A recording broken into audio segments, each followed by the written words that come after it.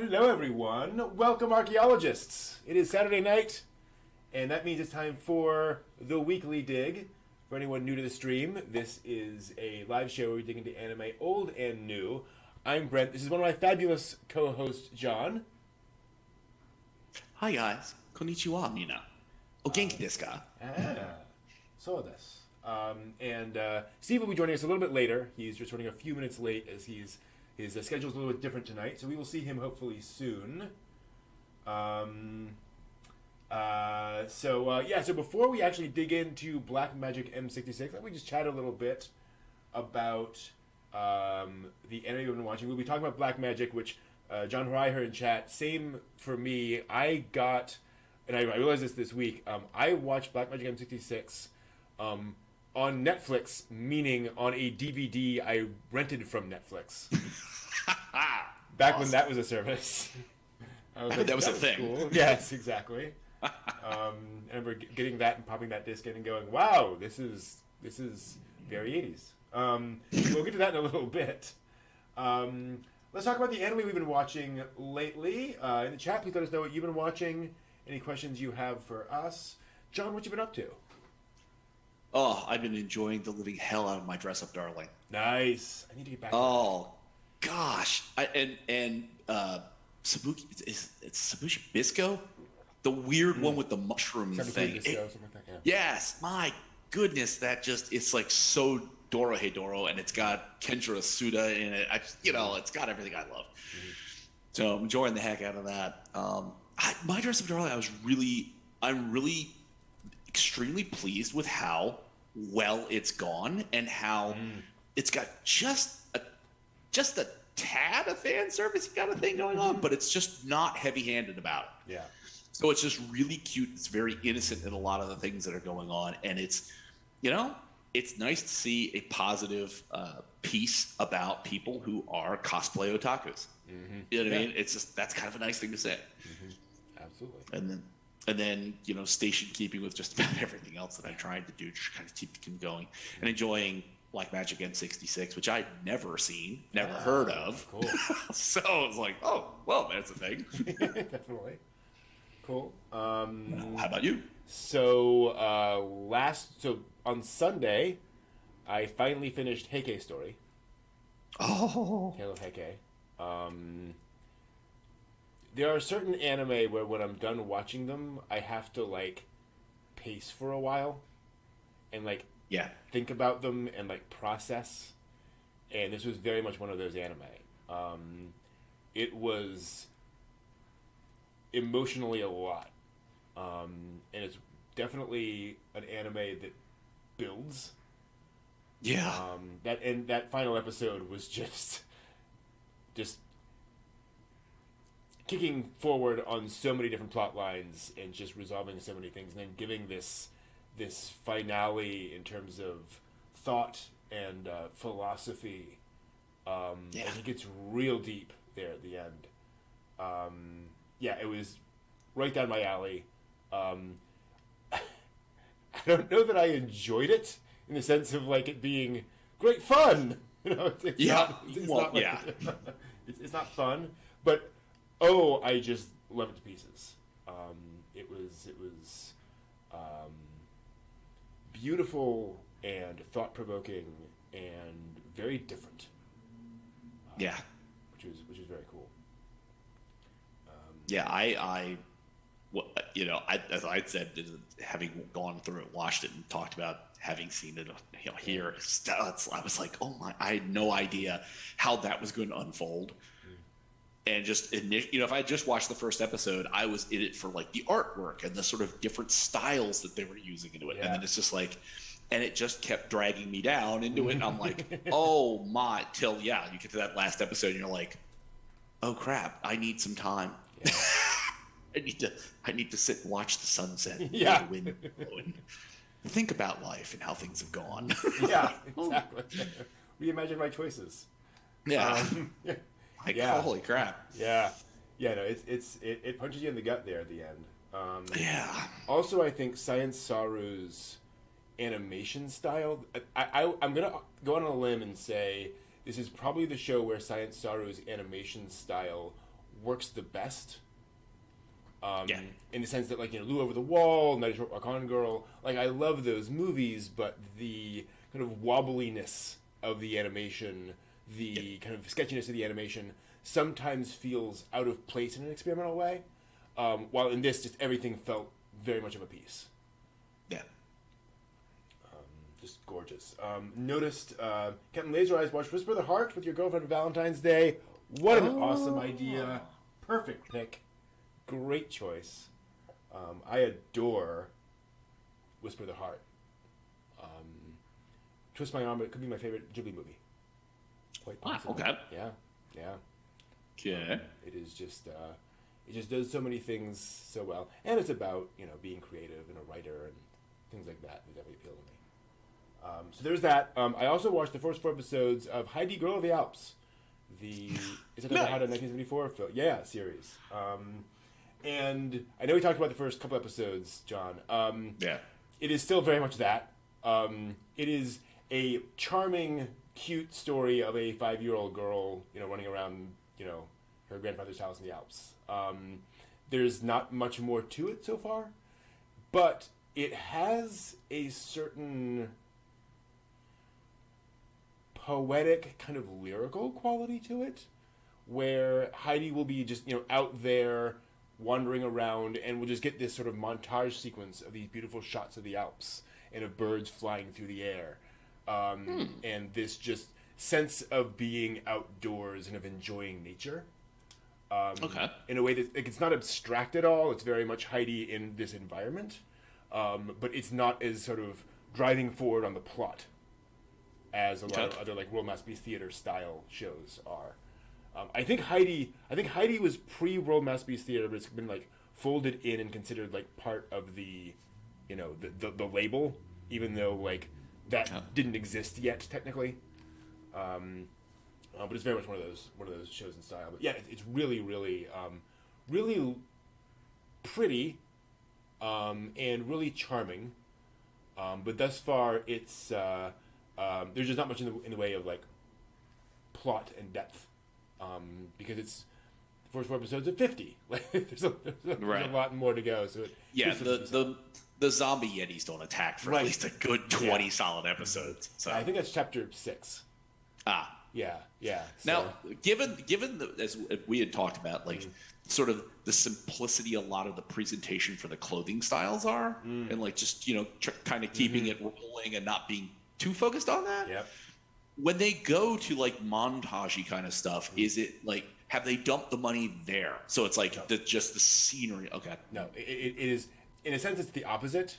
It's we're going to show a background for 10 seconds. It's a pretty background, but it's just this, you know, shot of the Alps, or it's, you know, these goats grazing in a field or whatever. Gotcha. So yeah, none of this so far, and it's 1974. Like, budgets are not high, and so it's clear that they are focusing on, like, consistency and making a show and making sure that the art captures the aesthetic and doesn't, like, wobble out of weirdness, which we will see later on tonight. But it's charming. Come on. It's of a time. But yeah, sure. No. So it's one of those things where, and again, I think also being a kids show very much aimed at younger children, the goals are different than it would be for a show for older folks. Like, even Anne of Green Gables, it's very much aimed at, like, 12, 13-year-old girls. This is clearly aimed at, like, 6, 7, 8-year-old girls. So what is considered quality is just a very different thing. Okay. I gotcha. But yeah, very, very, thus far, definitely almost a prototypical slice of life anime. You know, you're just watching this little girl wandering around. The last episode, there's a big storm, and a little bird flies out of her nest, and so she decides to adopt the bird and raise it as her own. And so it's about her running around gathering worms and, you know, feeding worms to the thing and all that kind of stuff, and, you know, all that stuff. So it's that level of drama. Okay, gotcha. Will the bird live? Will the bird live? Indeed. No. Hey, Steve. Steve. We can't hear you yet. Volume. Steve's still working on all that stuff. He lost his voice. I agree with you, John. I believe The Cat Returns is meant to be a story written by Shizuku. But I think it is a later story by Shizuku. Because what you see in the sequences of Whisper of the Heart do not match the story of The Cat Returns. That's my thought, but I don't know. But yeah, I definitely think that Shizuku wrote The Cat Returns. Sort of in universe, so to speak. But yeah, I love The Cat Returns. I have The Cat Returns on Region 2 DVD, for which I had a region-free DVD player, because I knew that Studio Ghibli released all of their anime with English subtitles, and at an Otakon, 12 years ago, it had just come out, and somebody had a copy. And it was legit, Japanese release, $120 or something, it was like 80, I think. It was 80. So I was like, okay, I've got to do this. There was no other way for me to access it, to really get it. So I bought that, and I still have the Japanese release of Cat Returns. Do you still have the regionless DVD player? No. that died years ago. Yeah, that has moved on. But that is, I'm still have that. It's been free cycled. Exactly. And thankfully, we now have USB DVD players that resolve all that. Yeah. But yeah, I haven't really seen a lot of Region 1, Region 2, whatever discussion in a lot of years. Mm-hmm. I think Blu-rays kind of moved that away. Yeah. Hallelujah. Yeah. Because actually, go ahead. No, I was going to say that because that was just a pain in the butt, because you could find good deals until you realized that the deal was because you couldn't play in your region. You're like, wait a minute, hold on a second. Yeah.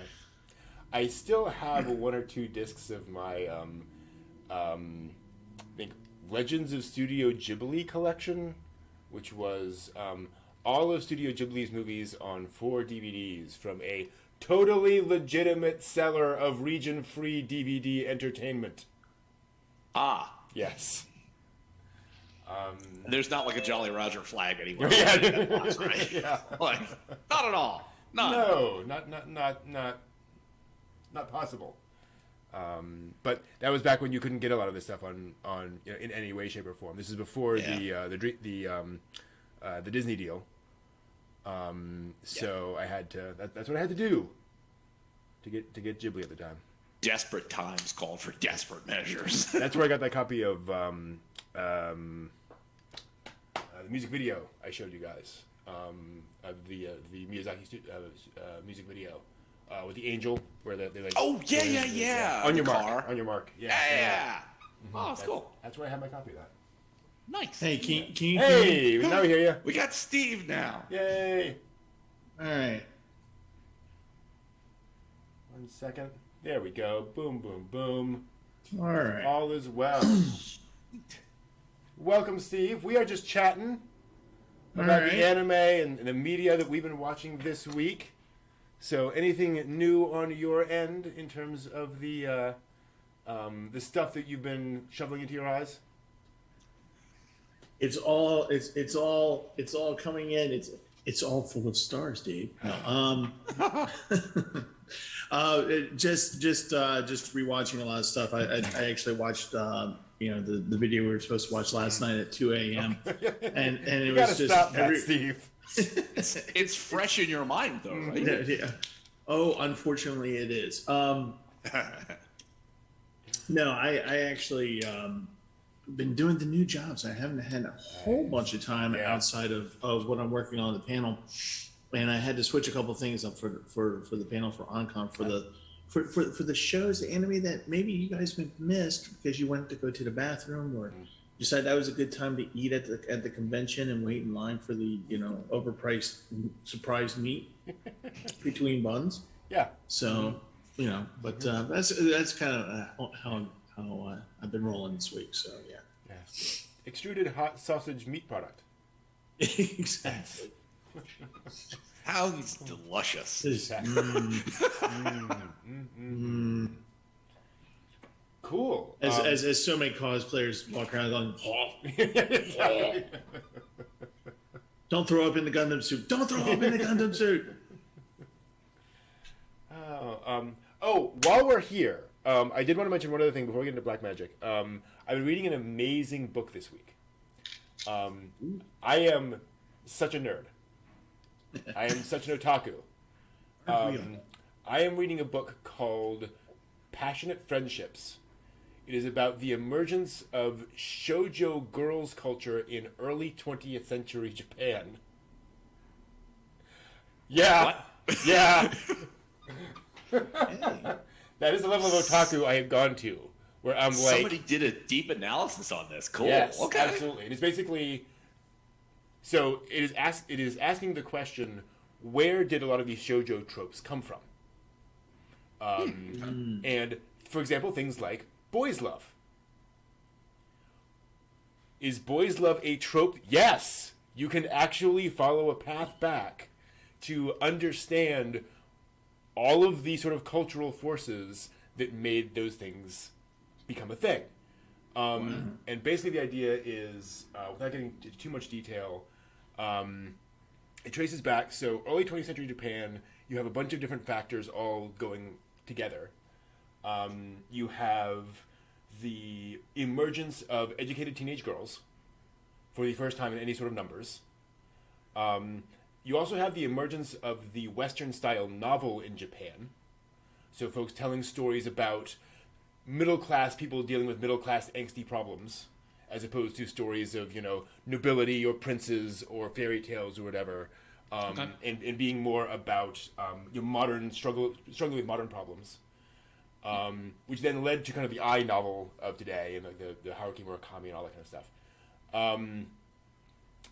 And by the way, a ton of the seminal early, serious literature Western novels in Japan were about schoolgirls, about teenage schoolgirls. It was either, a drama about what is going on in their lives, or it is, I am a tutor of a schoolgirl, like a 19-year-old schoolgirl, and I'm having her, I'm recommending she go this way, but then she falls in love with a boy, and I don't know what's going to happen, and all that kind of stuff. So there was a lot of kind of, oh my gosh, we now have teenage girls who have independent thoughts. What are we going to do? No, this cannot be. Exactly. And they can fall in love with people other than the arranged marriage partners. What the hell's going on here? That exactly was one of the problems, is that Japan... Cats and dogs.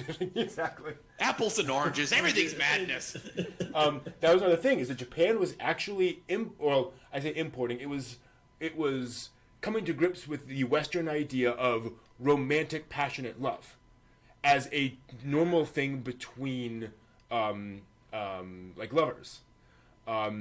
Historically, that's one of those things where it's like, it's great if you can get it, but it's not like a thing that anyone kind of expects to happen a lot. It's fine, but it's kind of not a feature. But this was such a big thing in Western stories that if you are going to marry someone or have a long-term relationship, you have to feel these passionate romantic, feelings for them. Now imagine you're a teenage girl spending all your time in an all-girls school for 6 years. Same school. Yeah. You start developing relationships with other girls, and those relationships start getting really, really intense. Because you have all these stories about all of these strong feelings you're supposed to feel about each other, right? So you start using this flowery language about each other. Now the overculture starts hearing about this, and they start hearing that there are teenage girls who are having these really strong, pairings with each other, and getting these really strong relationships. And they go, at least they're not hanging out with boys and getting pregnant. So it's fine. Wait a minute. If I understand anything about anime, if they hold hands, they still get pregnant. This It is doesn't true. matter what gender you are. Hold hands, pregnant. Nothing. Everything. Exactly. That's the end of the world right there. Oh. And so that's the fascinating thing, is that general Japanese culture was fine with this, and they call them S relationships. From the Japanese, from the English word sister, the S in sister. And so they were forming these really passionate relationships. Now, what's further interesting is that when American and Western commentators started learning about this and writing about this in the past couple of decades, they could make no sense of this whatsoever, because there's no reference to anything, shall we say, adult about their relationships. They never get like physical. Right. They just spend a lot of time together, and they have all this, oh, you know, you're the most amazing person in the world, and I love you this, and I love that about you. But it's still kind of, it doesn't, and this just makes no sense because they're lesbians, right? And the author's point is that, no, they're not. Like, it is a middle ground between friendship and, like, I'm going to spend the rest of my life with you.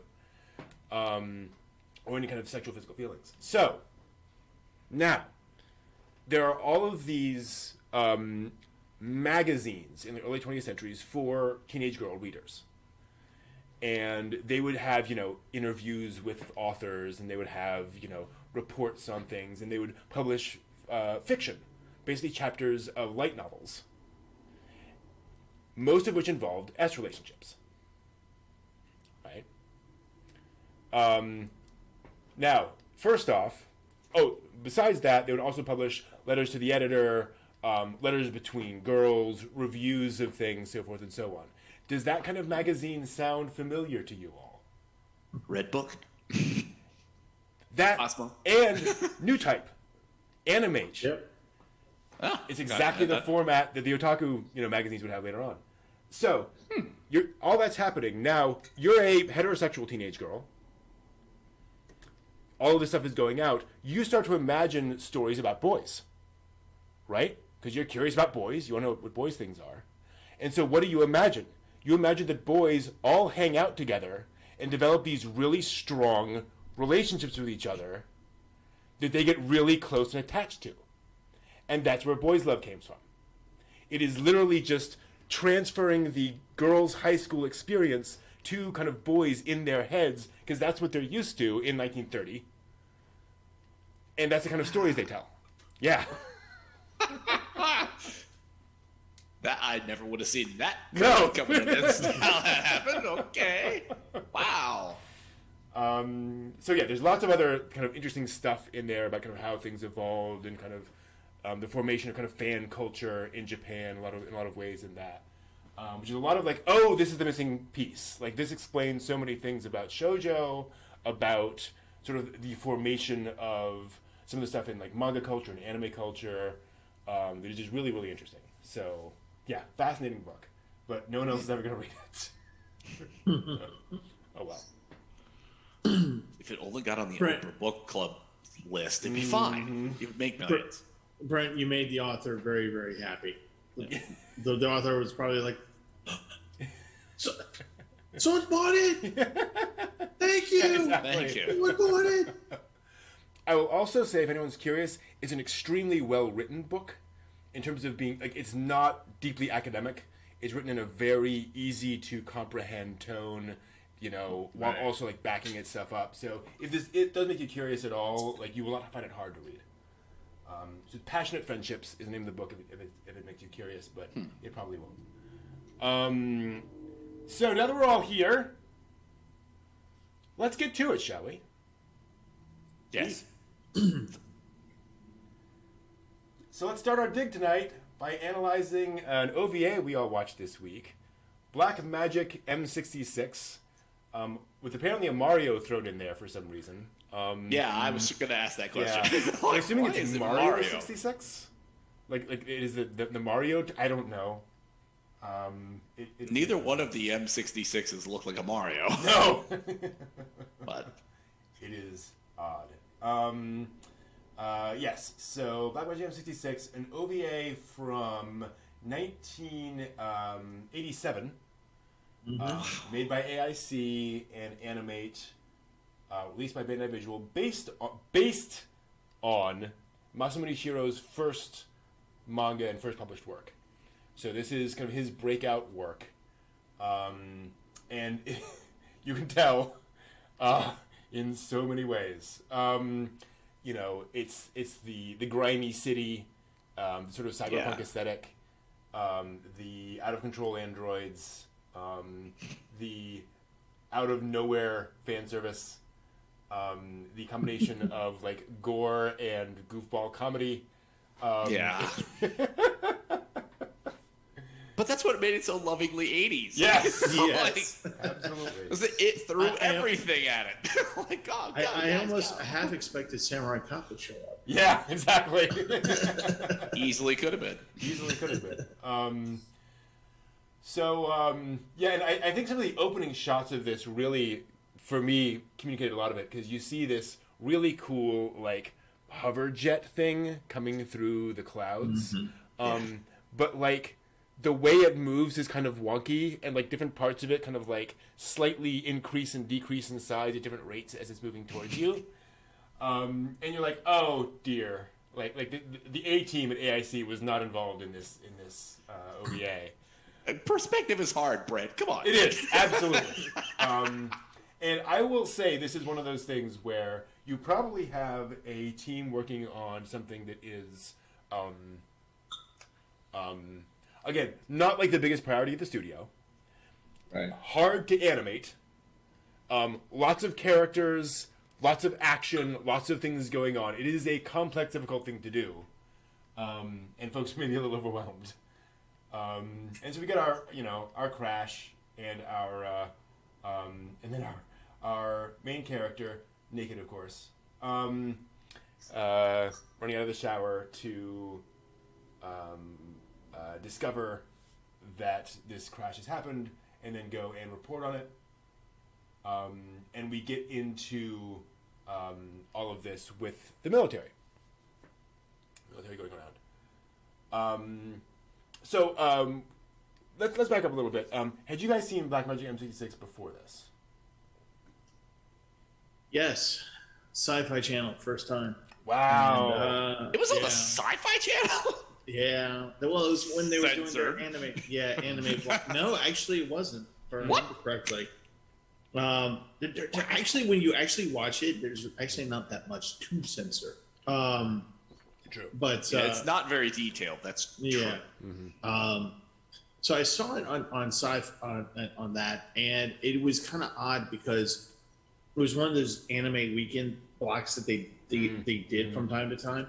So they put that on there, and I don't know if it was intentional or not, but they put that on there, and then it was also Dominion Tank Police that weekend as well. Huh. And I was just like, okay, weird.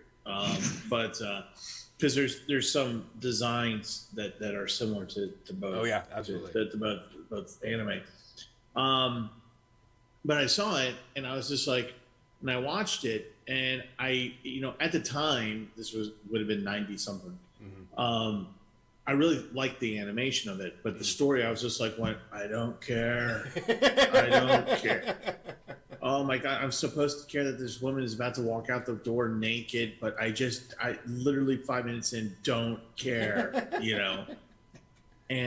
But there's things that kept drawing me back to it. Yeah. And then, many years later, come to figure out that this was the kind of flex, of, hey, I can draw this. Hey, I can draw that. Yep. And we're not going to worry about plot so much as we're going to showcase what we think we can do. And because at the time I was just like, because I thought that the little hover helicopter jet thing was so cool, and the sound it was making was cool. And then it was like going, I'm like going, okay. Yeah. And it just and then when the two pilots were like arguing as the plane is crashing, and like one is pulling at the other, and I'm so effing confused. Yeah. But there is later on, of course, you come to realize what this is about, and it's just like going, oh yeah, here's the explanation to justify why all this is happening. It's their fault. The people in the North, and you're just like, oh, okay, sure. And John, I think you're new to it. Oh, very new to it. Okay. So it was like I started watching it. I'm like, wow, boy, I'm gonna go get like sweatband on, like warmers. I'm gonna get my Jane Fonda workout tape out and start jazzercising while I'm watching it. I'm like, oh boy. What's also weird about it, and John, I'm glad you brought John in the chat. I'm glad you brought this up. Some of the characters do absolutely look like him straight out of Akira. And Akira, the movie came out a year after this, so it is certainly possible there was some cross-pollination there. But also some of them look like they come straight out of G.I. Joe. So yes. I'm not quite sure what else is going on there in terms of that. Everything's going on. Yeah, everything's going on. And he has very Masamune Shirow designs as well. Yeah, it is kind of an odd mishmash of styles. But for some of the goofiness of the plot, so the goofiness of everything else kind of going on, it's like you really, I mean, if I was watching this in its time, it would have blown my mind to be like, oh wow, the mechas are kind of cool, like military thing kind of going on, and all these fighting robot things. Like, dude, this is awesome. It also not so much like 30 years later. Right. Yeah. It also has the advantage that Masamune Shirow has great respect for government and military personnel. And so this is very much one of those things where, like, thankfully, none of the military are stupid. They're constantly like, okay, we have this plan with this plan that didn't work. Okay, we're going to do this instead. I love the guy running all this is like, don't engage. Like keep away from these things. They're really, really dangerous. And then people engaging and kill. Right, exactly. Big hair, big guns. Yeah, I think that is exactly the perfect description. The character designs for the elite unit team. Yeah. How they fit into anything is beyond me. But God. Yeah. Did you guys watch it in the Japanese or did you watch the English stuff? I watched Japanese. Same. John? Same okay. Thing. Yeah. So Steve Bloom and what's his name? The guy who does the voice for Jet? Yeah. We're in there. We're in the English stuff. Yeah. Lee Sargent. Actually, a couple other names are in there as well. Yep. Melissa Fon, a.k.a. Radical Edward, was Ferris. Ferris, yep. And very recognizably so in all cases. Like, no one's trying to hide their voices in this one. Yeah. But yeah, really fun English dub. But yeah, it's really weird because, like, all this stuff happens, and again, we are like 14 minutes in before the androids finally appear, and I don't know. This is one of those things where I feel like a lot of the structural decisions made felt unsatisfying at the time, but I don't know what I would have done to fix it. Right? Kind of what you're saying, right. Steve. It's saying, like, I don't really care about these characters, but I don't know why. Like, normally I would be like, yeah, keep the androids out for a while to kind of build up the suspense. But I'm like, let's just show it to them. I want to see what the androids look like, right? It's kind of weird. And when they do show up, they're awesome. They're really cool. I love the efficiency of them. I love how this idea that they are always doing the smartest thing in the moment, they can just do it way faster than you can. And super strong, and jumping all around, and doing that. And they coordinate better than the people do. Yeah, right. Yeah. It's just like, oh boy, Army guys not doing so good. Androids doing great. Mm-hmm. Absolutely. And another thing I like, which they only hint at in the anime, is how incredibly heavy they are. Yeah. Because you see, like, indentations on stairs and things like that as they're trying to do things. And I'm sure there's a page in the manga somewhere where Shiro's like, I calculated that the weight of, like, the portable power packs and the armor and all these things would be, 3,000 kilograms. It would be, all that kind of stuff. That's pretty cool. That's a great point, John. John, is that that crab spider behavior is, I think, something that they pulled for Standalone Complex. Absolutely. Yeah.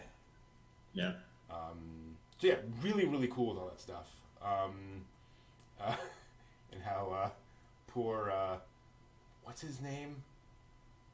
Nakamura. Wanky. Yeah, no, the Duke from G.I. Joe the guy who's running the yeah. operation. Yeah. How he's just like the entire time, like, gotta clean up this mess. Well, one of the messes they clean up is the fat park ranger or whoever, whatever. You know, the park ranger goes, "I heard this," and then he's just like, "Yeah, take care of him." Yeah. When the gun shows up, you're like, Yeah. Just be quiet and go over here. Yeah. First time I saw it, I was like going, "Oh God, there's gonna be a gunshot." Yeah, that's exactly what I was waiting for. Yeah, me too. Top secret operation. Don't need anybody to talk about stuff now. No. Exactly. Yeah, and so you have, your reporter who manages to see all this and then gets captured and then manages to sneak away in the chaos. Then we cut back to awesome 80s future Cyber City. Yes. Actually, no, before that, we saw the granddaughter in the most absurd outfit that I think I have seen in 80s anime in a while. That's the outfit, like, I just keep thinking, like, who, even if you are an absent-minded, mad professor, whatever, if this is your granddaughter that comes down, skipping down the stairwell and this, here's some ribbon to cover yourself up with, right? Yeah. And I would think that even just for the previous moments, they would you turn around and go, "Can you please put some clothes on?" Please. I know they're all robots, but for the love of Pete, please. Well, this is what the 80s were like. I mean, this is almost like a one-to-one, like Yes, very much so. example of how Yeah. everybody acted and dressed in the 80s. Yeah, this is exactly how young teenage girls walk around the house. Oh yeah, this was a mall outfit when I was a kid. Girls wearing that all the time. Yeah. Like, fan service. A little bit. A little bit. Yeah. You gotta sell this show. Exactly. And it's scintillating plot wasn't really part of it. No. There's so many not good Mecha things in and here right fan now. service. Yeah. And then Sybil, the reporter, comes to the girls' home, and I liked this scene. Although again, it's one of those things where I was like, I kind of want you to hurry up. As she's exploring the house and figuring out what's going on. I think partly because we all know the robots aren't there, otherwise they would attack and kill her. Right. So it's just, okay, find the thing. But it was a nice amount of... It's correctly motivated for her that she would be very cautious and uncertain and be kind of exploring bit by bit. But for the audience, it is a little slow.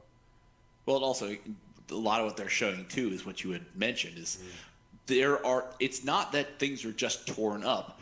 You can see literally on the porch where this thing walked. Yeah. And it's so heavy.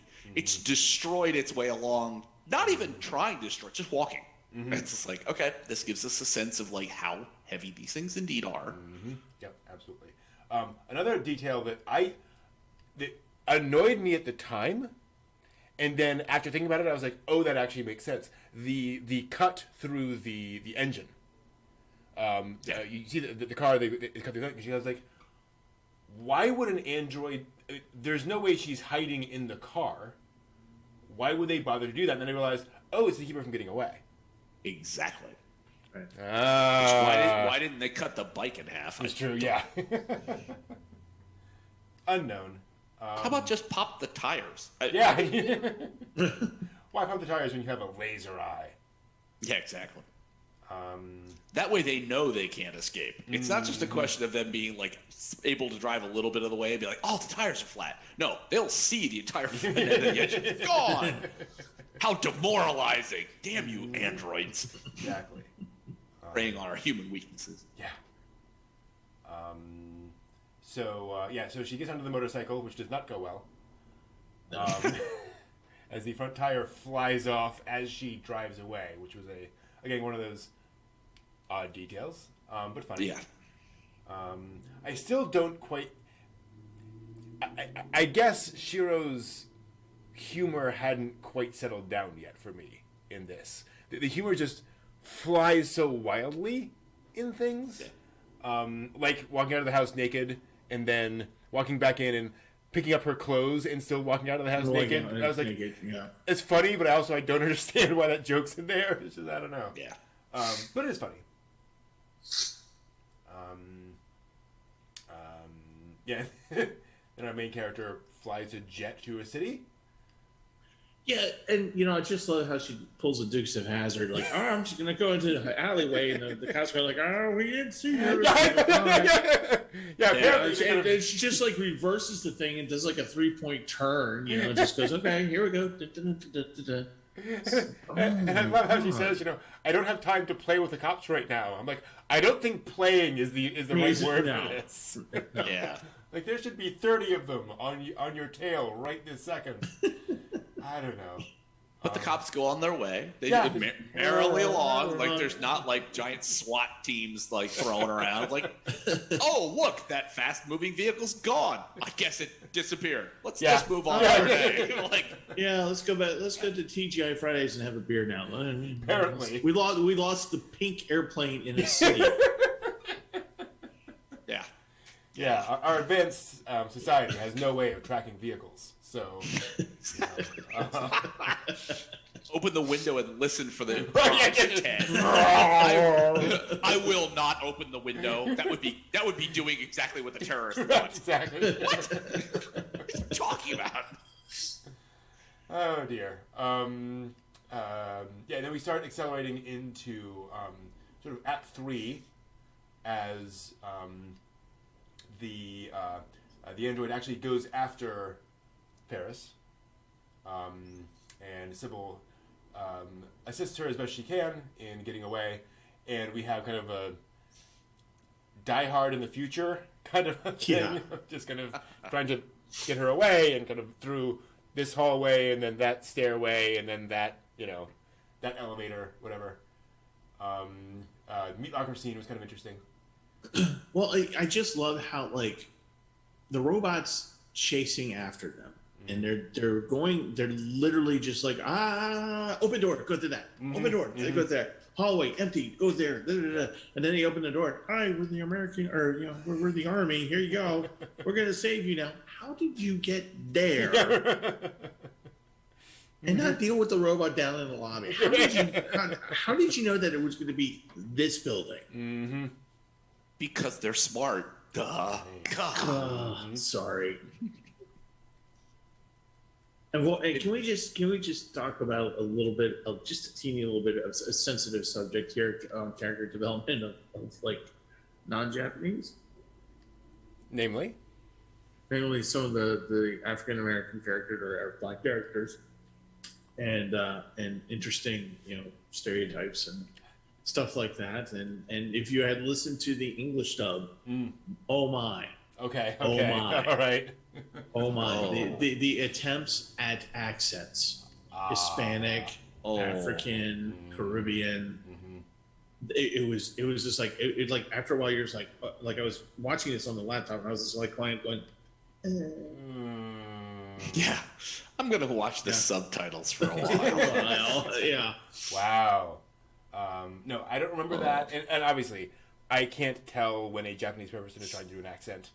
Right, it doesn't translate for my ears, but that's interesting. And I do know Masamune Shirow is believes in an aggressively multicultural future in the sense that he says like there's going to be a lot more non-Japanese in Japan. There's going to be a lot more non-Koreans in Korea. Like that's just a thing we need to expect.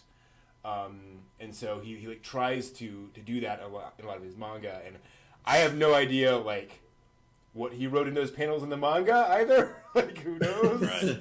But that's unfortunate. Yeah.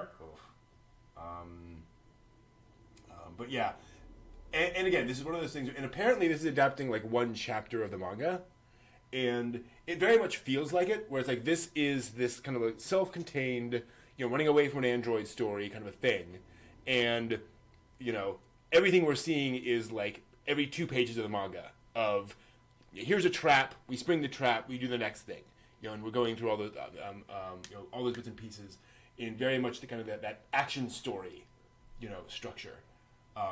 Not trying to be deep, not trying to be complicated, not trying to be philosophical. It's just what's the next action beat in the story. which I think is totally fine. Like, I'm not complaining. I'm just saying that's kind of the structure they went with. The other thing I found kind of weird, which again I think makes sense when you think about it, is that the powers are inconsistent. So like she has a laser eye for the beginning, and then she doesn't at the end. Right. But one thing I think they do mention early on is that they are meant to like recharge and refuel and so forth. So they're expending all of their resources. So presumably, like, you know, whatever powers that laser eye dies, you know, partway through the fight, you can't use it anymore. And all these other things are so that's reasonable. There are times when I was like, why doesn't she just laser them now? Like just laser them, they're all dead. But fair enough. Yeah, particularly in the elevator scene where, you know, where thank God I don't have vertigo or anything that would make me dizzy. Mm-hmm. You know, when they're going around, and I know what they were trying to do. They're trying to show off and doing it, you know, and doing this 360 kind of thing, constant 360 thing, which was really Three Stooges for me. But I did have that moment where I was just like, you know, even though the magnetic donut thing, whatever, is keeping the robot away, the android away, you know, I was just like, why does it just, you know, lops off Sybil's head and then just, you know, continues the mission. Yeah. And I actually want to call that out. Like, I thought the elevator scene was really like well animated. Like, it looked really cool. And clearly they were trying for that visual interest, which you see like all throughout the OVA. Like, there are quite a few scenes of like fisheye lenses, like in animation, where clearly like they're not applying that. Somebody had to draw all those weird angles. Gosh, yes. So really cool stuff there. Tell us how you really felt about that, John. You know, again, this is quintessential 1980s. It had a little of everything thrown into it, and it's, you know what I mean? I appreciate interesting visual efforts. It's just, you know, sometimes you can't do everything. Yeah. That's a great way of putting it. I think I feel like Black Magic M-66 was a little overambitious. It's not bad. They just went a little bit further than their budget actually was. Yeah. I mean, I thoroughly enjoyed it for exactly what it was. It was a very interesting thing going on there, but it's just like, maybe you could have gone like deeper into the mechanics of things, and then, you know what I mean, and just not had some of the goofy comedy, made it a little more, and I hate to say it, but make it a little more like Ghost in the Shell-ish, where it's like, you know, you got some interesting things coming up, you know, with what's going on. It's like, but that's not what we got, is it? No. You also have the difficulty of the fundamental structure of we built these incredibly powerful androids, and now they have all escaped, and we have no way of stopping them, and nobody thought to add any safeguards into them? Yeah. Like, really? Well, that's crazy grandpa inventor. Exactly. Well, that was his assistant going, well, you know, we just dumped, we knew that we were going to change the program anyway, so we just went ahead and decided to put the program where we go after the granddaughter and kill murder your granddaughter, and that's the program we're going to put. So, you know, when you stop and think about that, that means that somebody had to stop there and think about the code to put into the androids that necessitates them going after a specific person, the little 80s jazzercise girl. This is what we have to kill now. Oh, and we're just putting that in there for the sake of putting it in there to maintain. Actually, no, we were never given a reason why. No. And so the assistant, who should be fired. Yeah. You know, it said, well, we were going to change it anyway. We didn't think we were going to activate it or anything. It's just like, So I don't know if you guys saw this or not, but this is actually on this watching. It's something I noticed for the very first time. And it's, you know, when you watch something repeatedly, because I don't know why, but I've seen this more than once. Actually, several times. And, you know, the news pat that they show kind of like in the first third, talking about, right? Did you notice? Did you notice? That's what I told you, Brent, when we were talking on Sunday. Like, pay attention to what the newspaper says. Pay attention to that. It is worth pausing and looking at it and just going. It was I don't even want to say it. I'm not even going to say it. I'm going to make you all watch it because you're going to go, how did that get in there? Yeah, why that thing? Because it's lorem ipsum text. Right? It's just placeholder text. It's just lorem ipsum text. It's consistent placeholder text. Right, yeah. Because they clearly went to somebody in the office who was probably either American or could speak American and said, we need text for this. Write something. I don't care what you write, but give us like 3 sentences of English. He said, okay. And that's what they like drew onto that thing. But it's hilarious and it's wonderful. Yeah. It's just I did pause it, Steve, when I was like, what? Right. Oh my goodness. Yeah. I'll just give you a hint, y'all. And I quote, and the frog said, I'll just leave it at that. True. Yeah.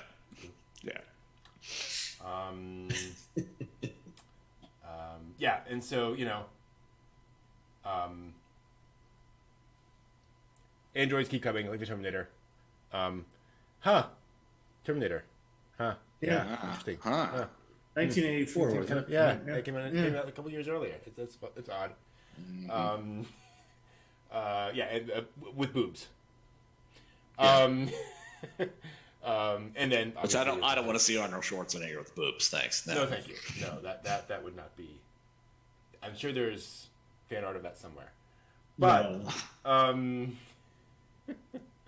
and we get what was our it? big ending. See that now. What was it? Mari. I think it was the girl's name was Mari from Project Echo. Oh yeah. Yes, absolutely. You're right. Yes. We already have it. Fight now. Holy. Your head will explode in 3 seconds. Exactly. Like, whoa. I love Mari because every time I show Project Echo to people, it turns out everyone I show it to them have never seen Fist of the North Star. Okay. And so they don't realize it's a Fist of the North Star joke. Like it's clearly that. But, oh well. And so we build up to our big climactic sort of building exploding ending. And I will say it is a very satisfying sort of big ending. Where it definitely feels like a big action movie ending. Although I love the Charlton Heston Oscar moment. Why are you doing this to me? Yeah.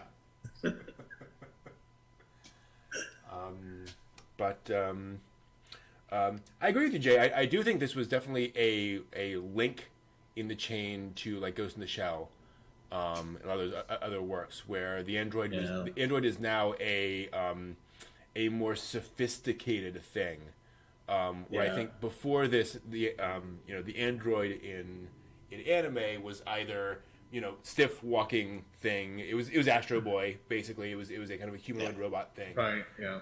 But casting it as this powerful military weapon that has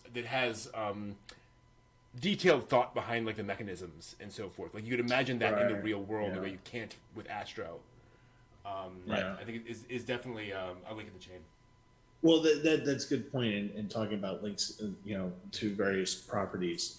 Like when towards the beginning, when the hovercraft come in and they're dropping down the commandos on those drop things, that's Dominion Tank Police. Oh, when they're dropping down to the tanks. The Mad Professor, the Professor Matthews or whatever his name was, is actually a character design from Dominion Tank Police, which is or I forget which one comes first. One of the tank guys, the smart tank guys, because it's with the thick glass. Specs, I think they call them. Yeah, Specs. Yeah, and what a genius. but a lot of the like this, and the city itself wasn't as much as it was in Dominion, and more like Ghost in the Shell, but it was definitely different. Yeah, it was definitely closer to Dominion City than anything else I've seen. Yeah, absolutely. No, definitely. Yeah, a bit of Appleseed in there as well. Yeah, it was on the T-shirt. Yeah, exactly. Yeah, she has an Appleseed T-shirt. Oh, that's right. Yeah. One of the advantages of going back to adapt something from the past is you can look at their more recent work and go, there's a thing. Yeah, no, that's actually an interesting point because this being Shiro's first work, Dominion Tank Police would have come later. So that must have been kind of a prototype for those characters. That's really cool. So yeah, that's Magic M-66. I kind of sounded pretty negative in this video, and I didn't mean to be. Again, I enjoyed Black Magic M-66. It's just one of those OVAs that kept consistently reminding me of things that had just that little bit extra structure to it, and that kind of flowed a little bit better. But as a sci-fi action story, which it very much is, I think it's very satisfying. Yeah. It was, I guess the reason why I kept coming back to watching it was actually for specific scenes. After a certain point, the story for me gets lost. I mean, they do try to tie pretty bows at the end of it and explain stuff that is not explained during the course of it, where you're just like, okay, we're just gonna watch people get disemboweled now. Okay, that's what we're gonna do, and we'll get reason later, kind of the thing. But one of the interesting things about that particular OVA over the years, because I never really stopped and watched the credits until much later on, to like the fourth or fifth watching, where I'm just like going, oh, they're showing Sybil in various different reporting on various different things, and I'm like thinking to myself, going, was this supposed to be something? Was this supposed to be about Sybil? Was there supposed to be an actual combat series? photographer? A series on this? Was any of this supposed to be that? Mm-hmm. But we'll never know. But I agree. If you take it for what it is, and you just want to sit down and just enjoy the mechanics of what's happening, what you're watching, then that is something worthwhile watching. And also, it's kind of cool to see, and I do this with authors of books that I read. When you read the first thing and then you read the latest thing, and you see how, if you go through the career and you see the trajectory of skill being improved, you'll definitely see that. You'll go, okay, wow, okay, we see the promise, and now we got this. Now we can see where it started. It should also be pointed out, my mind is being blown right now. I may have to strongly redesign my thoughts on this. AIC's first animated work was a couple of years earlier, but this after that they worked on Megazone 2-3 in '85, and then Fight Exeter 1, and they'd done a variety of other stuff. They were working on a Bubblegum Crisis at the same time, by the way. Okay. Covered this with Artmec and Umex. So they were already pretty busy. They came out, 1, 2, 3, 4, 5, 6, 7, 8, 9. They came out with 9 OVAs in 1987. Alone. Wow. Not counting, movies, TV shows, other stuff they were working on. So, wow. Yeah. Okay. Pretty impressive. The first thing apparently they worked, is that right? Their first work, 87. Oh. Yeah, their first work was Cream Lemon. Anyway, moving right along. Was what? What? Yeah. Yeah.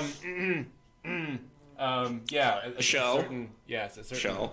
A certain OVA. One of many, in fairness, working on that. But money had to be made. Sacrifices thus also had to be made. But this is 3 years before Tenchi.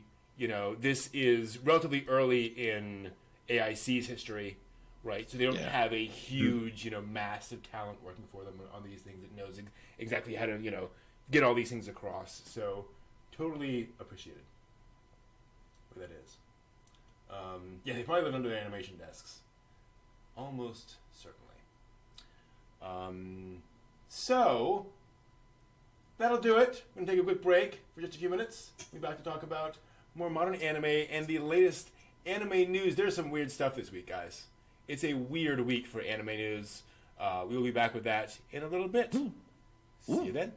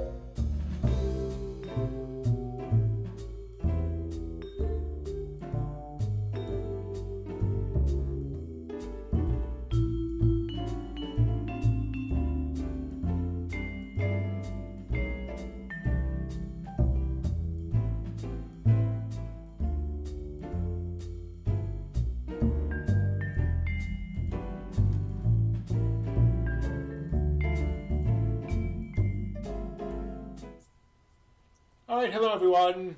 We are back. Hello, hello. Banwa again. Indeed. We spent some time already talking about some of the anime and stuff that we've been into. Did y'all hear that?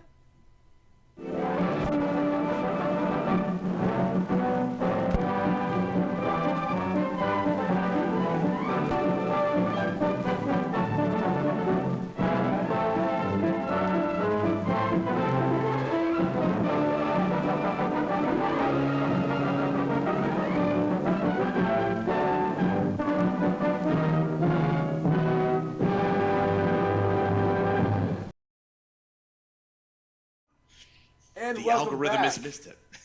to the latest anime news for the week ending February 19th, 2022. It's happened, everyone. It's finally happened. Seven Seas has licensed the Yokohama Kaidashi Kiko Quiet Country Cafe manga. Oh, I won. I'm happy. I'm going to buy that and then retire from anime and manga and just read that for the rest of my life.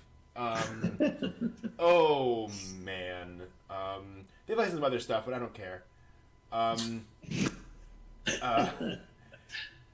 This is set many years in the future in this quiet corner of a falling apart Japan with a cafe that a beautiful girl tends despite having no customers. It is a lovely, lovely work. One of my favorites. Gorgeous anime, but the manga, the anime only adapts like little chunks of the manga, and the manga goes on for quite a bit further. And it is as is described by Seven Seas, quiet and bittersweet. This tale is about the melancholy beauty that can be found even as the end approaches. It is a surprisingly sweet's not the word. Bittersweet. Surprisingly quiet, comfortable kind of a story. Just yay! We're actually gonna get it. It was 14 volumes when originally released, and they will release a 5 omnibus volumes. So pretty easy to collect, easy to grab. So first volume will come in August, and I'll be getting it ASAP. nice. That's cool. Great seeing a favorite from that came out in 94 to 2006. Dang. So yeah, that is an older manga that I'm glad we are finally getting in. Yeah, Cozy Catastrophe, exactly, John Ryher. So yay, we're getting Quiet Country Cafe. People can actually see it. Pokemon's a thing. What is this Pokemon? It's a story of little Not creatures heard of that walk around and like try to kill each other, but fail every time. And then the one that fails the most gets captured by the other one, or like falls backwards or something, and you trade money for them. It's very weird. Okay. Like sheep farming. Like, Wait a minute, no. Exactly. No. Yeah. And this week, Pokemon aired a live-action CGI hybrid short film of a guy waking up who has Pokemon in his apartment, and he then goes and makes desserts that are Pokemon themed. It's a cooking short film. It shows how many grams of butter and flour and sugar to make Pikachu cream puffs. Yeah. As this guy kind of lovingly goes through his kitchen and does all this stuff, and then like a CGI Pikachu comes up and Pika, looks up and stares into the oven, and then looks at these little It's Wow. So Okay. the chef had dropped acid. It kind of feels that way because it starts with him waking up, and like it's dark, and then you see these like little Pokemon walk down the hall, and like walk past his bedroom. And then he gets up and goes in and makes coffee, and then starts making patisserie. It's like what the. At this moment in my life, if I woke up and there was a Pokemon staring back at me from the door to my bedroom, I'd start screaming. You know, Oh, I sense of might reality. actually do that. Get up and make coffee and be like, "Well, I've truly lost my freaking mind. Might as well have coffee while I'm going crazy." Yeah, and then just wake up hey, and just there's look around, just go, oh, okay. Well, this is how today's gonna go. Got it. Is it Monday already? Wow. Yep. Yeah. Who knew? Oh, the weekend's over. To be clear, they're not making dessert out of Pokemon. They're making dessert for Pokemon. Just to be clear. How many? I was gonna say, how many Pikachus do I have to strangle for this recipe? Like, I mean, some of them look like cream puffs, so just say it. But is a Jigglypuff a Pokemon? yes. Yes. Okay. So you have to make this with a Jigglypuff. Dying. No. We'll see. And for what it's worth, they look delicious. Like it is clearly a very professionally. I mean, obviously, but a professionally made.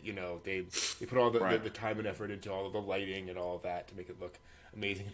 The other weird thing is like, I can imagine a kid making it, but you're essentially you're baking puffs. You're cutting them off. You're injecting the cream. You're making the little, Pikachu ears and out of like chocolate and dipping them in the frosting and all that kind of stuff. And I'm like Pokemon's made it for 8-year-olds. Like I don't. This seems like a lot for them to handle. Yeah. So I don't know. But yeah, that's a thing. Also a thing, I had forgotten. But did you know there's a Lord of the Ring anime movie coming? Yes. Yeah. Did we talk about this? We A did. while ago. Yeah, a while ago. A while ago, yeah. Yeah. It's directed by the director of Ghost in the Shell Standalone Complex.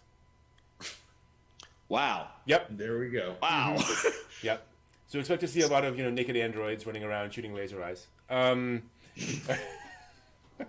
Frodo is a naked android. Right. Yeah, exactly. Wow.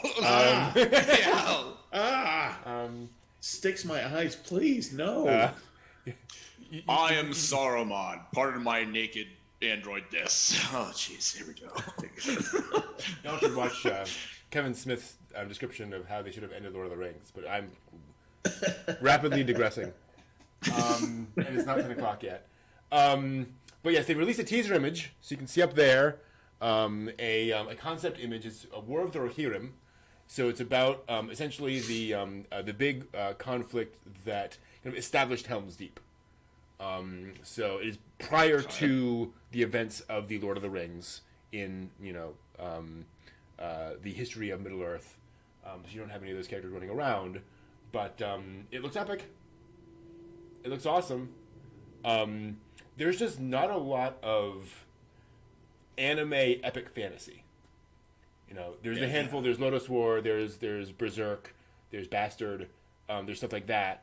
But there's just not a lot to kind of go off of as classic heroic fantasy out there to say what this is going to even look like. I don't know. What's their anticipated release date? I believe next year. I'm sorry, April 2024. So 2 years. Okay. It's a ways away. I will anticipate. Yeah. Looks, could be interesting. The concept artwork, by the way, is by Weta Workshop, which is odd because they're a special effects company. So I don't know. I'll also see he worked on Blade Runner, Black Lotus, and Eden of the East. So maybe there'll be amnesia and guns. I don't know. And hey, there's nudity in that too. So I'll yeah. I don't know. But I have a feeling no one's going to be happy with this. Yeah. I think you're right. Kind of like Batman Ninja, Yeah. where Oh, like God, that was the thing. yeah, where it's like this is a really wild take, but like the Batman fans aren't happy, the anime fans aren't happy, like yeah. I thought Batman Ninja was kind of freaky weird. I mean, Oh yeah, absolutely. I'm not denigrating it. I'm just saying the reaction was not. It was not welcome to them at all. Nobody will. Sadly. No, nobody. Nobody. Yeah, I could see where people in the DC wheelhouse were like, oh hell no. Meanwhile, I'm going, hey, that's funky, cool. You get back in the engine room. Oh, sorry.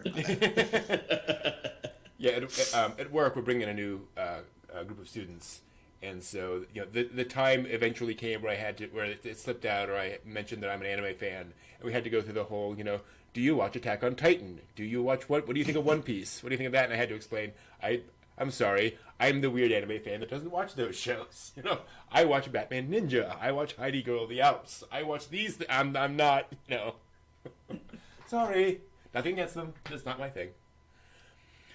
Speaking of weird anime, Akiyuki Simbo returned to directing anime for a 3-minute short film celebrating the anniversary of the Bakemonogatari manga.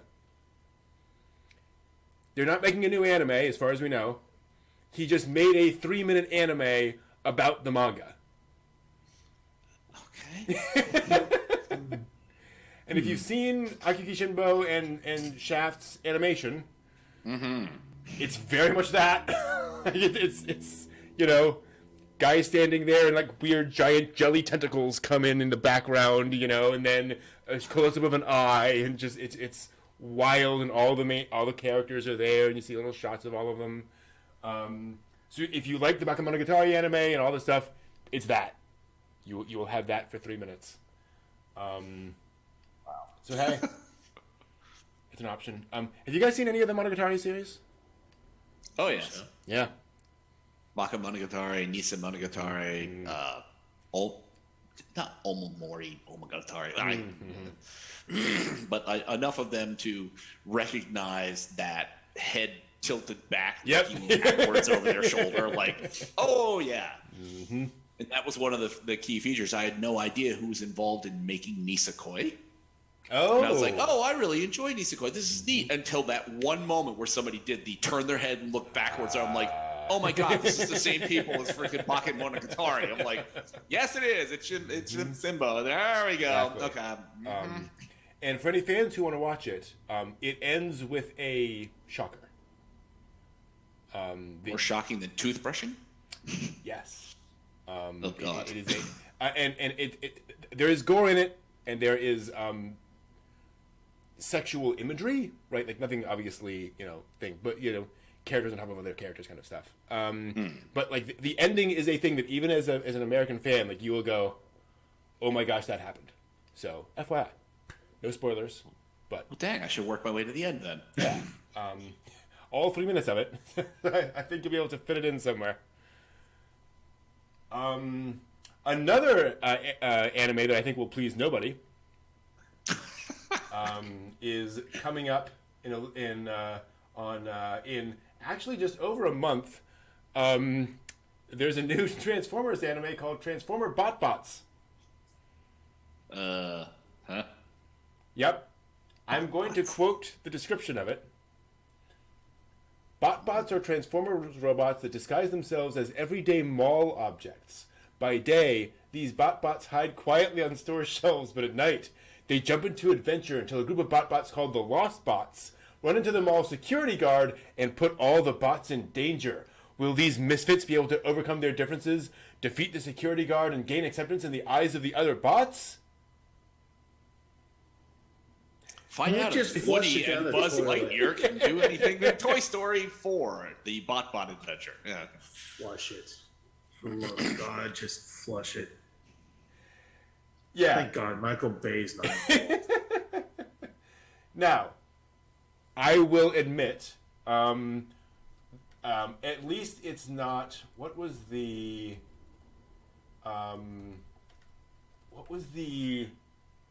Transformers?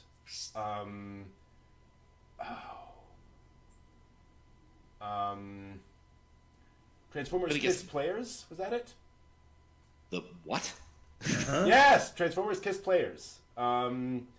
This was a It turned into Gene Simmons. Oh. well, 2007, Japanese exclusive manga, I believe, because I'm going to show you guys some imagery here. It is a cross of Transformers and Magical Girl, where every Transformer has a preteen girl associated with them. Yeah. I can. Yes. That. Hurting my head. Well, just wait. It gets better. It gets much worse. Oh God. And so, yeah, there we go. And in order to kind of activate that, right, the magical.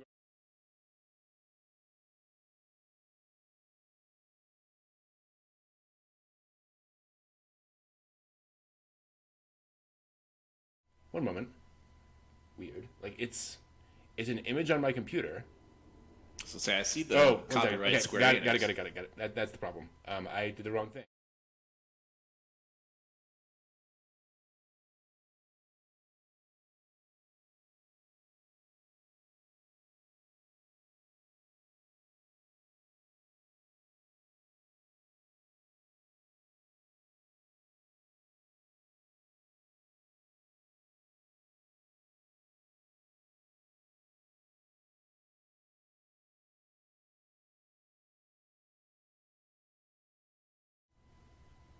They totally misunderstood the idea of autoerotica. totally misunderstood this. So the little girls have to because what's going to hear me while that was up. The little girls have to kiss the Transformer to activate their magical girl power or whatever. So yes, that's a thing.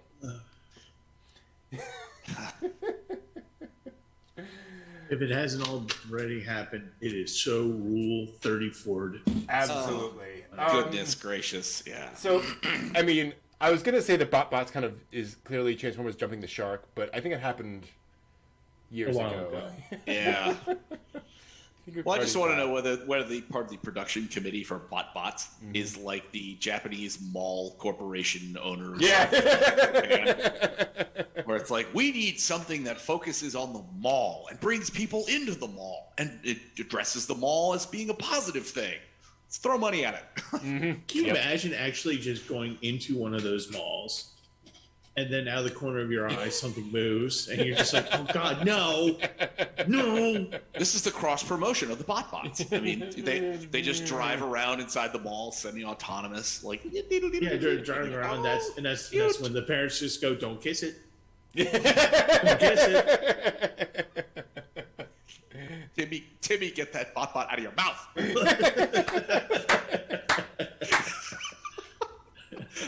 I should not have said that. Not 10 o'clock. Yeah, we went somewhere so there. Sorry. We went somewhere there. Sorry.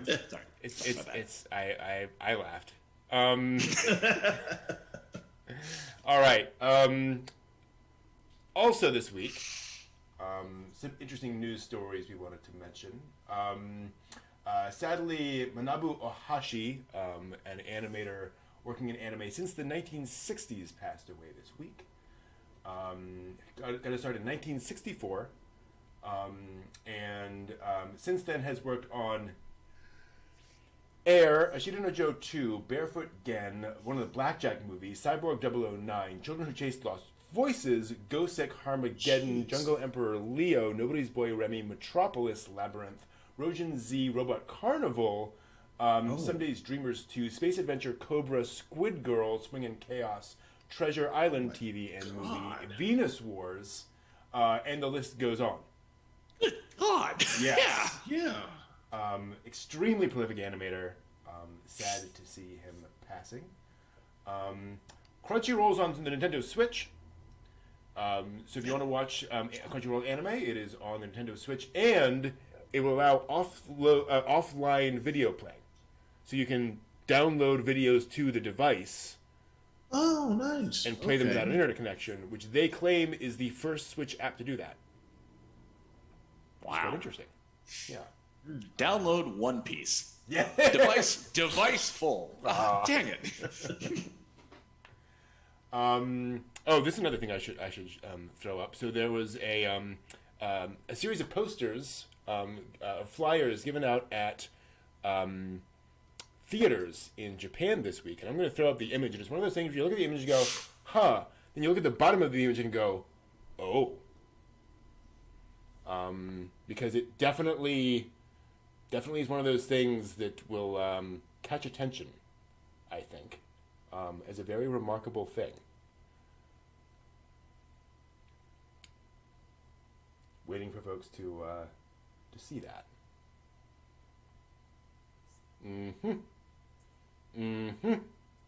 Unfortunately, I don't get it. Oh, okay. Interesting. It did not come in? Okay. What is the tattoo? I don't know. I have not seen that anime in any or manga in any detail. But it's more the text at the bottom. Yeah. Yeah. So it looks like what's the Xbox game where you're the Knights Templar guy jumping around? Assassin's Creed. Assassin's Creed. It looks like Assassin's definitely Creed. looks like Assassin's Creed, yeah. Hood. It's like doesn't look anything like FMA. No, it doesn't. Like, so that's the interesting question. What that is actually going to be. huh?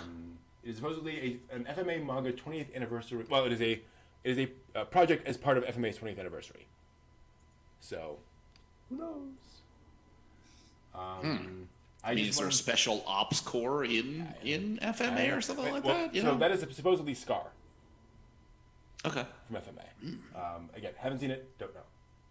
Interesting.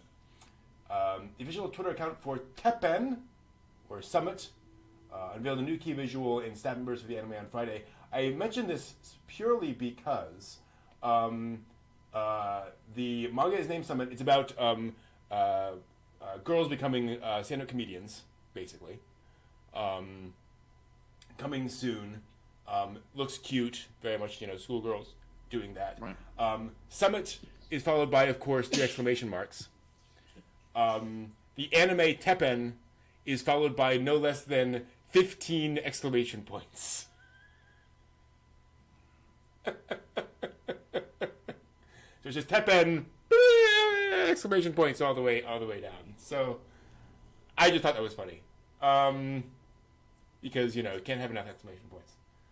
Well, it's better than like a ridiculously obscene long, Right, it's true. Yes, kind of thing. Of like, okay, yeah. So now we're just going with like punctuation as being the stretch. You're like, that's fine. Keep the name short and then just punctuate the hell out of it all you want. Yeah. Season 3 of Ascendance of a Bookworm is coming up, and the ending theme will be sung by Maya Sakamoto, which is really cool. AKA Hitomi in Escaflowne. And a number of other characters in anime, and also singing. Hitomi was her first role in Escaflowne. She is the scroll bar on Maya Sakamoto is very short, and it goes for a long ways. She is Sayaka and Birdie the Mighty, Ciel and Black Butler, Doinen and Appleseed 13. Marielle in Aegis Magus' Bride, Miwa in Cheese Sweet Adventure Season 2, Stella in Cowboy Bebop, I forget who that is, Kiyomi Takada in Death Note, Leonardo da Vinci in Fate Grand Order, Sho Kusakabe in Fire Force, a little character named Makoto Kusanagi in Ghost in the Shell, Standalone Complex and Arise, and so forth and so on. She's one of the characters in Gunbuster 2. She was Michio Amato in Canon. Shinobu in Kizumonogatari for some bits. Ranka's mother in Macross Frontier. And of course Luna Maria Hawk in Mobile Suit Gundam Seed Destiny. And a bunch of other stuff. Saint Seiya, ReZero, Seven Deadly Sins, Merlin. Damn.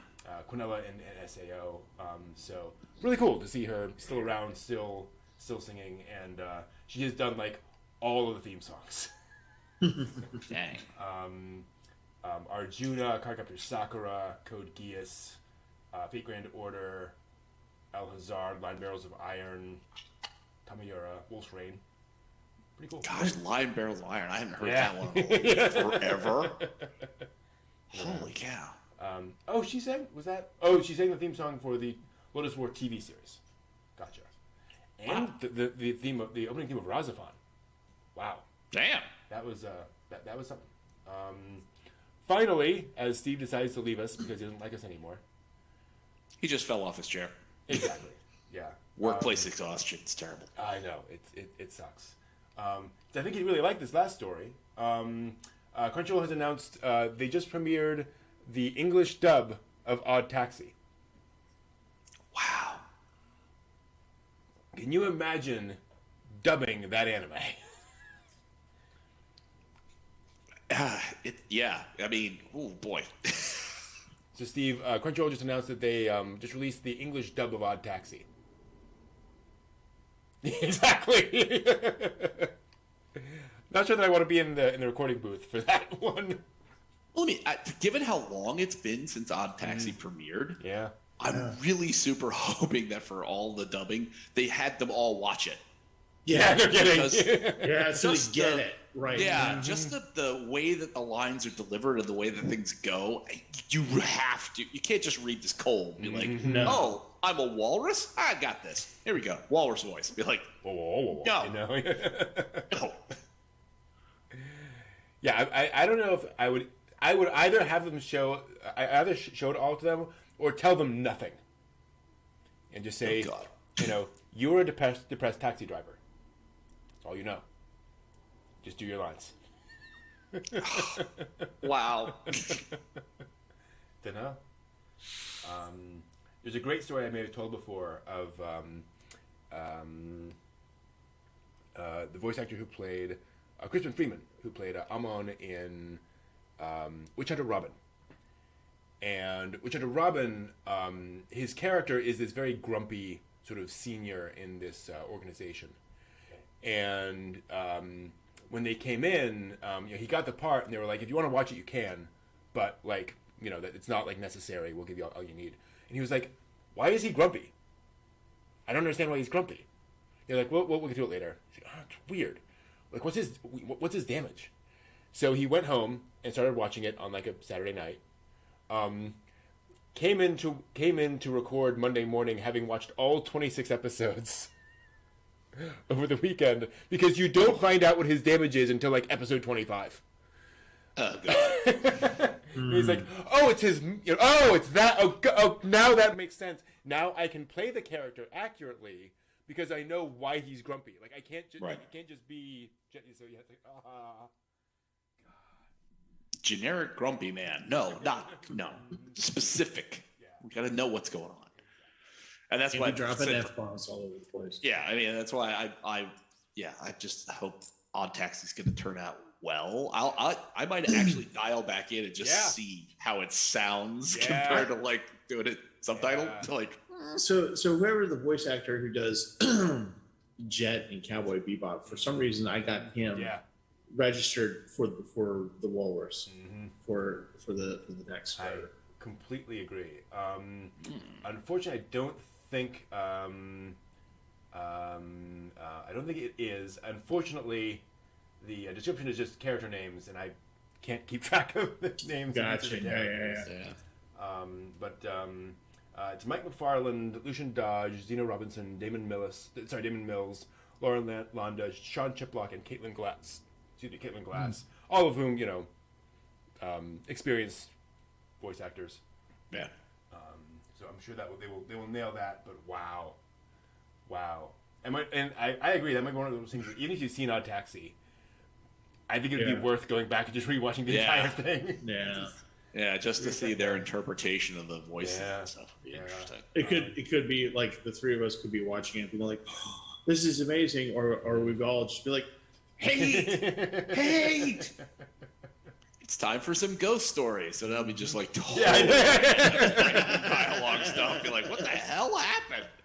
What did you do?" I have such mixed feelings about ghost stories. That dub, man, feels so bad. Yeah, I've not successfully made it through the sub or the dub. Oh, really? Yeah. I'm like, I just can't do this. The sub was just, I just was not motivated by the story. It's very generic. Yeah. Yeah, and then with the dub, I'm like, I've got nothing. I just got no connection to this. Screw it. Yeah. The dub's hilarious. I love the dub, but it just gets to be the same kind of 5 jokes, unfortunately. Yeah. Yeah. And some of them a little raunchy for the subject matter. Which is kind of funny the first time, but then it's kind of, so whatever. Yeah, it starts to wane quickly. Yeah, sadly. But the uptight Christian girl is just, I do find very funny. You wouldn't have this problem if you believed in Jesus. It's great. Oh dear. And the little kid.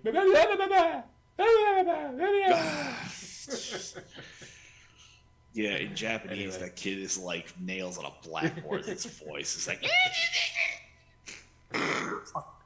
kill me. Exactly why they did it in English dub. Exactly. You just random syllables. Yeah. Anyway, that's all the news for this week. Thank you for watching. We'll be back next week with more weird news. All right. There is no history this week, turns out.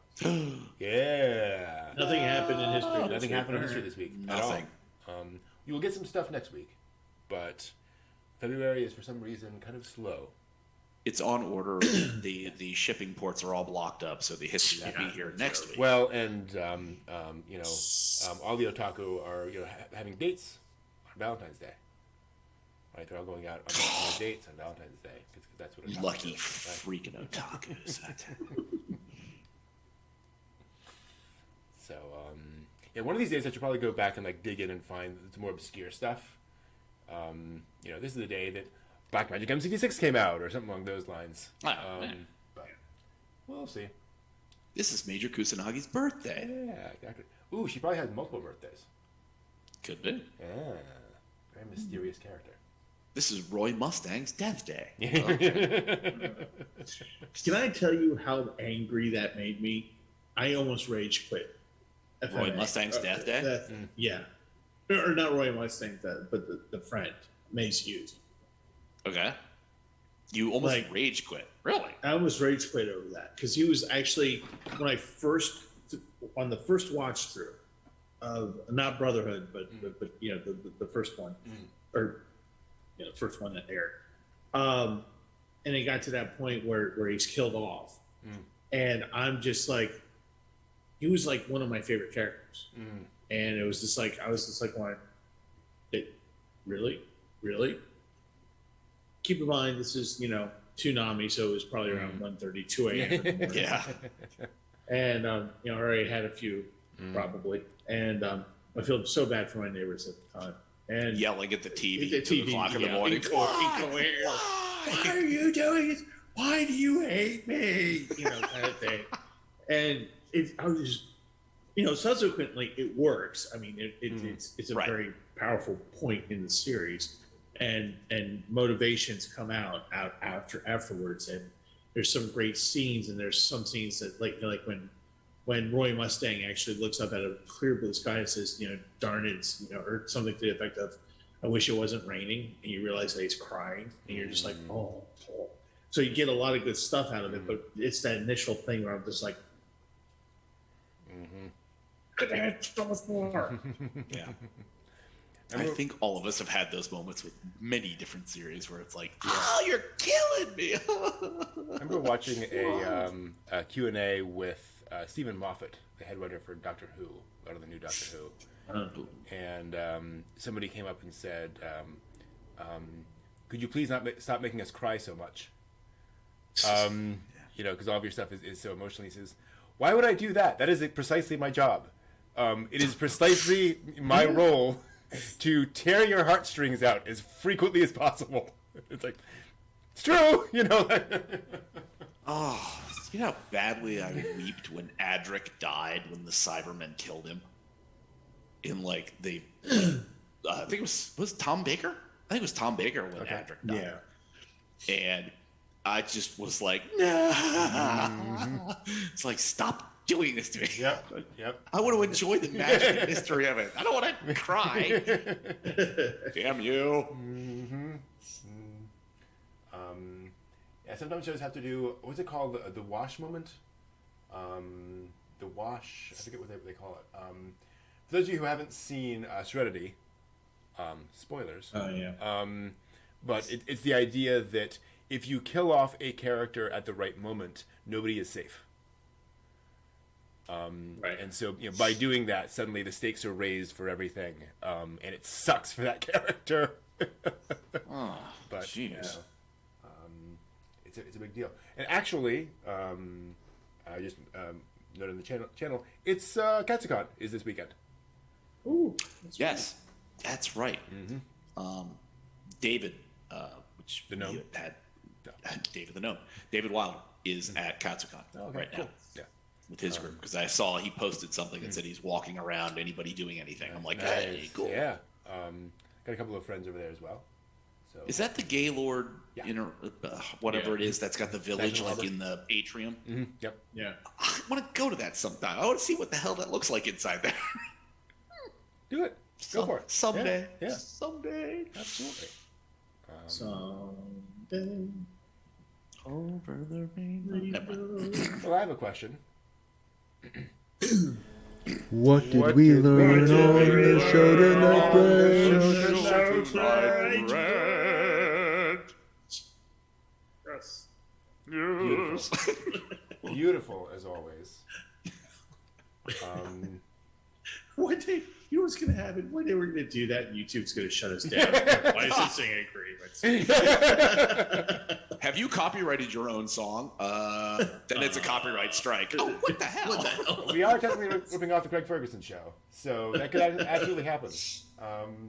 I'll have to show you guys at some point what we are ripping off because it is. Anyway, I learned dreams do come true. Well, a dream is a wish your heart makes. Possibly my favorite manga of all time is getting published over here. So yay! And I learned that there is no idea too ridiculous for Transformers now. So good to know. Good to know.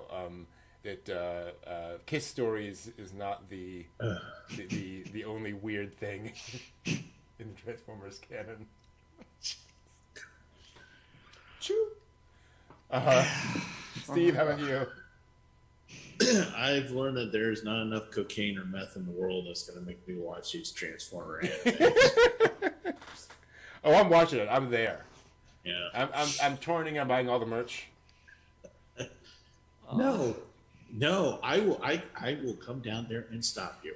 I will do that. I will prevent you from buying The that. Odaiba Island Mall commemorative T-shirt with the bots on it. Like, oh, here we go.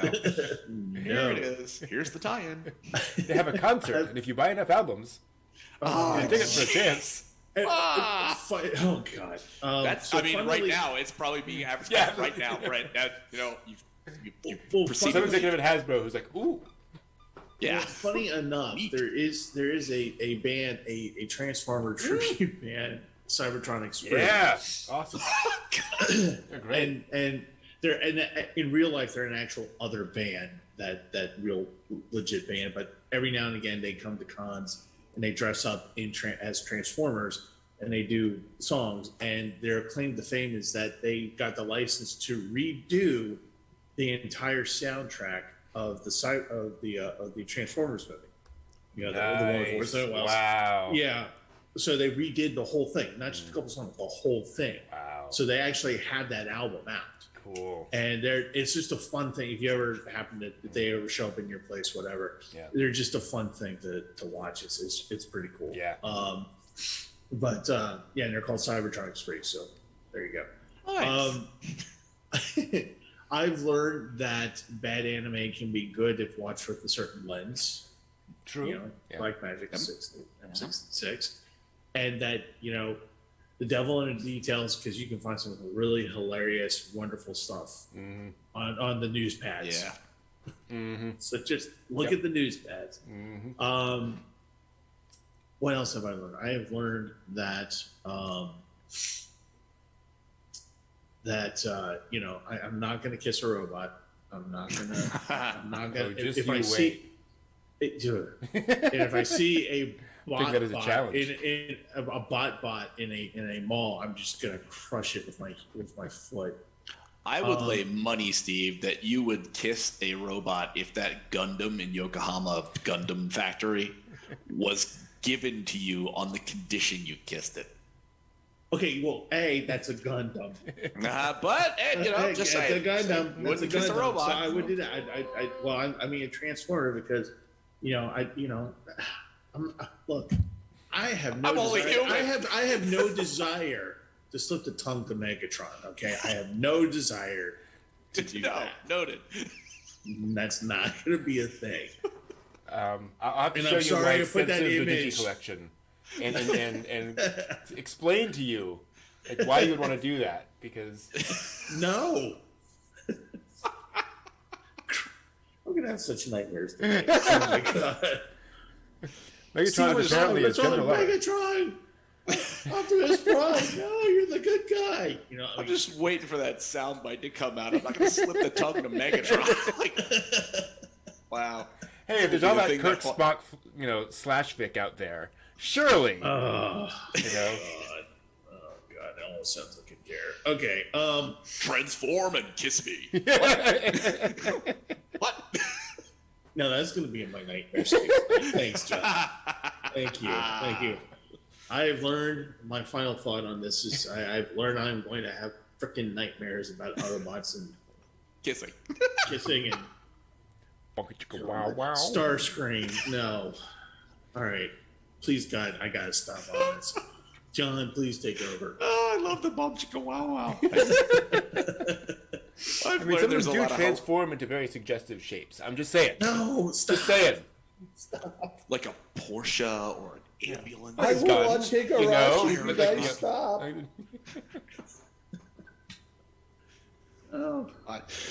I've learned there's so much hilarity. I've learned that Crunchyroll is taking some interesting dubbing going on with Odd Taxi. I can't wait to see how that turns out. That'll be really interesting. I'm also finding interesting that they're talking about launching their app on the Switch. It's Funimation, now that they're the conglomerate of That's a good Sony point. ownership. Yeah, funny. Crunchyroll. Yeah. That's interesting. They're making these announcements that I'm not hearing a lot about out of Funimation. Well, there's already a Funimation app on the Switch. Okay. Which makes it even further interesting that Crunchyroll isn't just like, well, we'll just put everything on Funimation. Yeah, and that's again, this week watching stuff. Crunchyroll streams fine on the phone. And Funimation it'll do 2 or 3 minutes, then it'll cycle 2 or 3 minutes cycle. It's like I'm not seeing how they're fixing the platform now that they're in group ownership. So, I don't know. What did you look at? I just looked at chat. I'm sorry, I shouldn't have looked at chat while you were saying that. I apologize. Oh God, what? just John Reicher's there just thinking chat. I'm not going to repeat it. I'm just here. Oh my God. Continuing. I'm gonna have to look now, aren't I? Yeah. Okay. I don't want to get kicked off YouTube, so I'm not going to repeat it. Yeah. That got me. It got me. We're fine. We're doing fine. Yep. Absolutely. And yes, the Bakemonogatari 3-minute short celebration. That's, and I mean, I will say when I ran across Bakemonogatari, I had no idea what I was getting into. John. Yeah. That's quite the comment. And it's not even 10 o'clock. I know. It's 10 o'clock. But yes, so not even understanding Bakemonogatari and having watched it, I can get why he's doing a 3-minute short. Yeah. Because the whole series is just insane anyway. So these are the things I've learned. And I learned that SAO Abridged is pretty damn funny. Okay. Oh, really? Okay. Yeah, I mean it's an old. I think it's like 8 years old. I've watched the first episode a couple of days ago, so, and it's freely available on YouTube. But it was one of these things where a friend of mine was like, "You really liked SAO?" I'm like, "Yeah, I'm not one of those haters on it. I really enjoyed it when I ran across it. I thought it was fun." Like, you should watch SAO Abridged. You will laugh. And like the first episode, I'm like, Okay, now let's see how many episodes we got. Add that on the list. I laughed. Okay. Good. So, still learning things. The old dog learns new things. There we go. Very good. It's not all about tailpipes.